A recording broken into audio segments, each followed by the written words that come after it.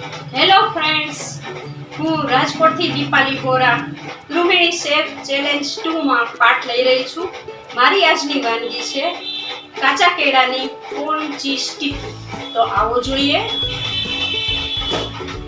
સૌપ્રથમ આપણે બાફેલા કાચા કેળા છે, મકાઈને બાફીને રાખેલી છે, ચીઝ છે, કોથમીર છે, કેપ્સિકમ છે, લીંબુ છે. સ્પેસીસમાં જોશે આપણે ધાણા જીરું 1 ચમચી, અડધી ચમચી મરચું, નિમક, અડધી ચમચી ખાંડ, ગરમ મસાલો અને હળદર. તો આવો હવે આપણે સ્ટાર્ટ કરીએ.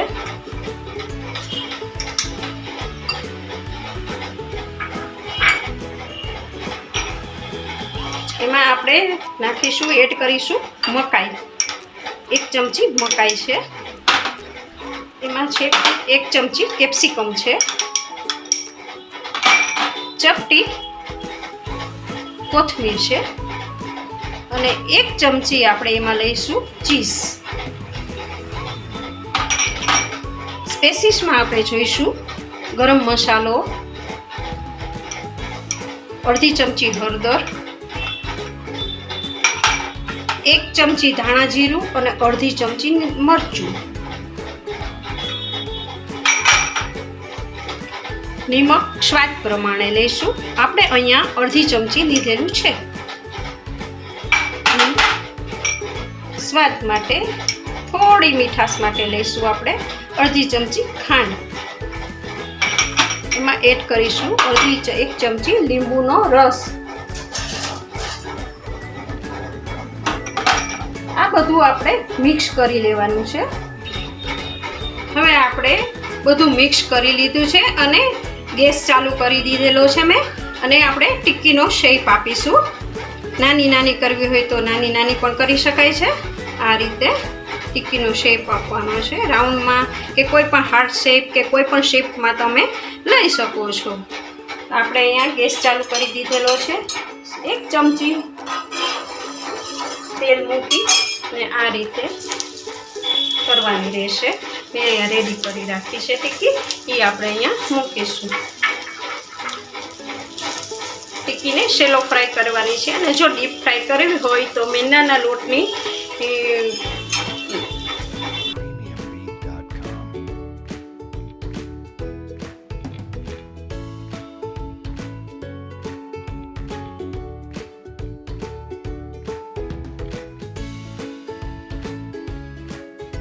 ને આમાં આપણે વધુ તેલની જરૂરિયાત નહીં રહે.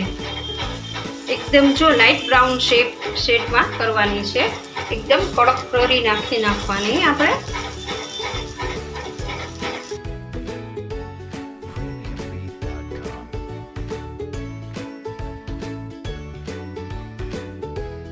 આ આઈટમ કોઈ પણ વ્યક્તિ ખાઈ શકે છે, કેમ કે હાર્ટનો પેશન્ટ હોય તો એ લોકો પણ આ ઓછું તેલ છે એટલે એ લોકો પણ આ આઈટમ ખાઈ શકે છે.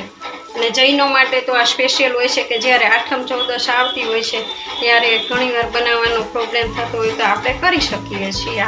ત્યારે આપણે કોથમીર કે એવું એડ ન કરવું, બાકી આ રીતે બનાવી શકાય છે.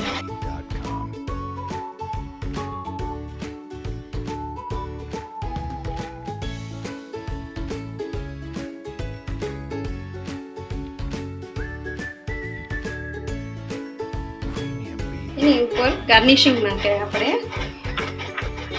ચીઝ ટોપી કરી શકીશું.